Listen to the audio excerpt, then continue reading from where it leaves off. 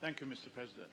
I would start by saying that I have a tremendous amount of sympathy for this report, and I congratulate the rapporteur on having produced a balanced assessment of the problem.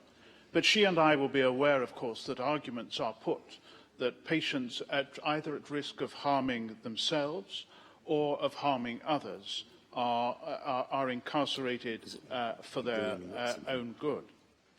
What she may not be aware of, and I think she may have just referred to that in my experience of prisons in the UK and around Europe, is that those with mental health problems who are at risk of being harmed by others are also confined and lose their liberty as a result of that. And I think that is something that we need to keep a strong eye on in this balance. Because I think that says a lot about the need for proper assessment and also the need for proper training and a need to really strengthen the human rights approach to this. So there is a big role for proper assessment in this. It plays a major part in understanding the behaviour of those likely to offend. And in the UK, I've been a member of the Justice Committee for many years now, and I'm well aware that the police do a tremendous amount of social work because they are the first port of call for those with mental health problems who they have to arrest and who they have to look after because there are no services to look after them. There is a big emphasis on mental health in the UK, and the proper mental health solutions are needed by ensuring the right services are there for the right people.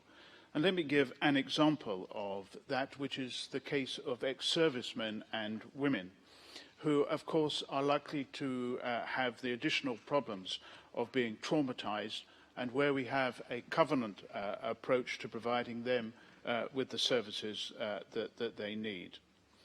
There is, too, a need for the proper training of general medical practitioners.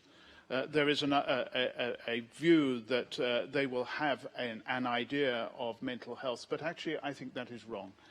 They do need proper training.